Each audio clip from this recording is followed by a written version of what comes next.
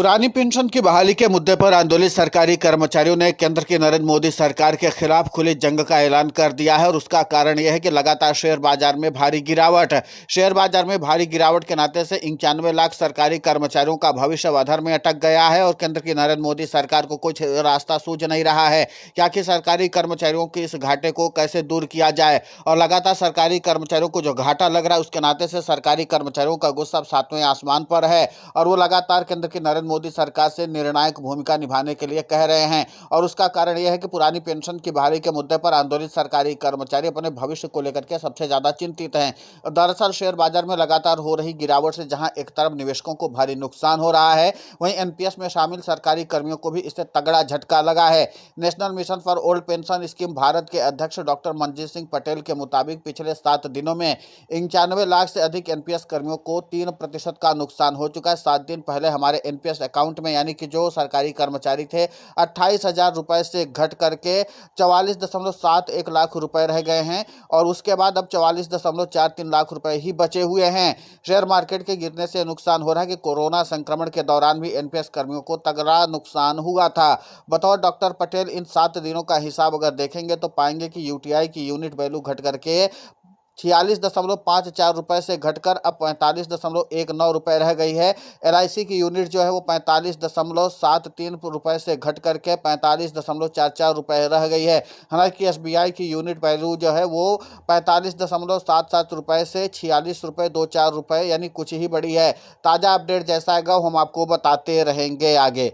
कुल मिलाकर के केवल 7 दिनों में ही 91 लाख से अधिक एनपीएस कर्मियों को लगभग 3% का नुकसान हो चुका है। इसके पीछे के आंकड़े और भी ज्यादा बुरे और डरावने हैं।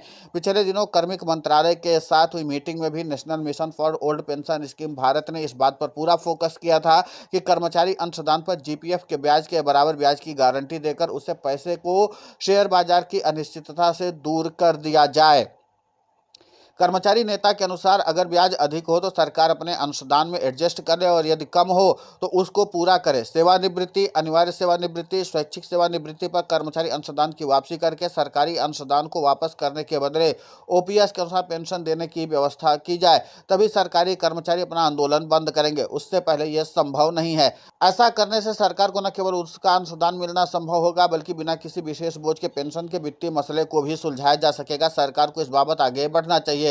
कार्मिक मंत्रालय भारत सरकार के बुलावे पर पिछले दिनों all India NPS employees federation ने डीओपीटी मंत्री डॉक्टर जितेंद्र सिंह पटेल और administrative reforms and pension grievance के सेक्रेटरी वी श्रीनिवास के साथ पेंशन से संबंधित कई मुद्दों पर व्यापक विचार विमर्श किया था। कर्मचारियों के लिए सेवानिवृत्ति, अनिवार्य सेवानिवृत्ति और स्वैच्छिक सेवानिवृत्ति के मामलों में कर्मचारी अंशदान की वापसी और सरकारी अंशदान को सरकार को वापस करने पर पुरानी पेंशन के नियम के अनुसार पेंशन की गारंटी दिए जाने के अपने तर्क प्रस्तुत किए थे।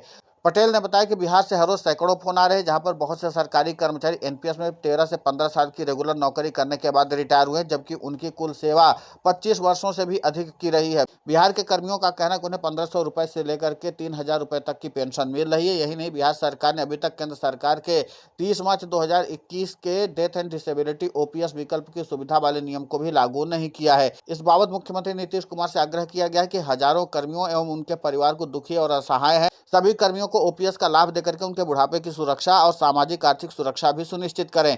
पटेल के अनुसार पिछले वर्ष जून से ही शेयर मार्केट औंधे मुंह गिरता चला जा रहा है। फॉरेन इन्वेस्टर्स लगातार अपने शेयर बेच रहे हैं, खरीदार मार्केट से गायब हैं।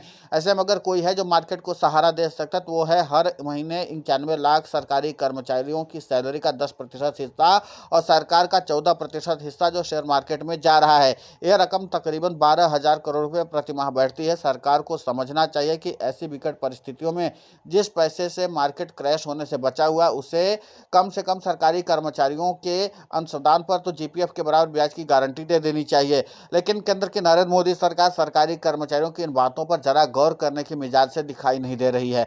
दरअसल बात यह है कि केंद्र की नरेंद्र मोदी सरकार को लगता है कि जो प्राइवेट कंपनियां हैं उनके जरिए सरकार मुनाफा कमा ले तो कमा ले, लेकिन सरकारी कर्मचारियों के पास ब्याज जो मिल रहा है एनपीएस का उसको जीपीएफ के तहत गारंटी अगर दे दे तो सरकारी कर्मचारियों की सारी समस्या ही हल हो जाएगी। जाएगी। और जो शेयर मार्केट में पैसा डूब रहा है, जिसके नाते से सरकारी कर्मचारियों का भविष्य अधर में अटक रहा है, वो भी मामला हल हो जाएगा। लेकिन केंद्र की नरेंद्र मोदी सरकार फिलहाल इन विषयों पर विचार करने के मिजाज में दिखाई नहीं दे रही है। अब जाहिर सी बात है कि 3% का नुकसान तो सरकारी कर्मचारियों को हो गया है, और अभी शेयर मार्केट के इतने अच्छे संकेत नहीं दिख रहे हैं कि आगे भी मार्केट मुनाफे के दौर में आएगा।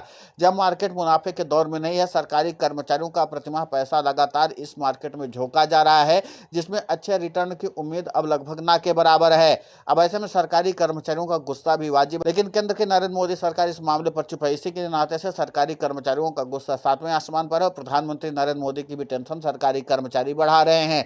देखना ये होगा कि आगे सरकारी कर्मचारियों का प्रभुत्व और प्रभाव कितना केंद्र की नरेंद्र मोदी सरकार के ऊपर हावी होता है, और क्या केंद्र की नरेंद्र मोदी सरकार इस फैसले पर अपना बदलाव लेके आती भी है या नहीं लेके आती, क्योंकि सरकारी कर्मचारी अब सरकार से दो दो हाथ करने के मूड में दिखाई दे रहे हैं। फिलहाल इस पूरे घटनाक्रम को लेकर के आपकी प्रतिक्रिया बहुत महत्वपूर्ण होती है, आप हमें कमेंट करके जरूर बताएं। साथ ही हमारे चैनल को सब्सक्राइब करें, खबर को ज़्यादा से ज़्यादा शेयर करें, ताकि पुरानी पेंशन की बहाली का मुद्दा और बुलंद हो।